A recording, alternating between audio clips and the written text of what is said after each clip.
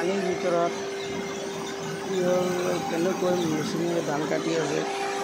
ধান কাটি কিনে আপোনাৰ ট্ৰেক্টৰত উঠাই ঘৰত দি থৈ আহিব।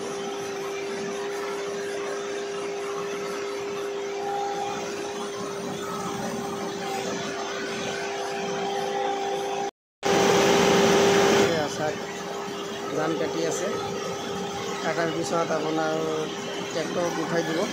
দিয়াৰ পিছত ট্ৰেক্টৰত ঘৰত দি থৈ আহিব। আপোনালোকে চাই থাকক, ভাল লাগিলে লাইক আৰু শ্বেয়াৰ কৰিব। আজিলৈ আপোনালোকৰ ধান কাটা আছে, আপুনি নিশ্চয় যোগাযোগ কৰিব, কাটি ঘৰত দি থৈ আহিব।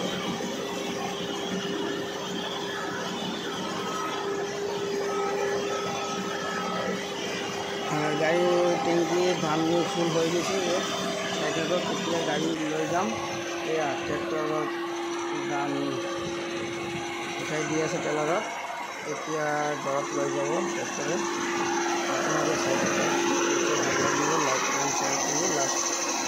লাষ্ট পৰ্যন্ত ভিডিঅ'টো চাব আৰু বেছি বেছি শ্বেয়াৰ কৰিব।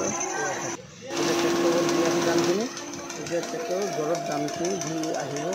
নিশ্চয় আপোনালোকৰ উপকাৰ হৈছে, কৃষকৰ ঘৰত কষ্ট নহয়। Thank U.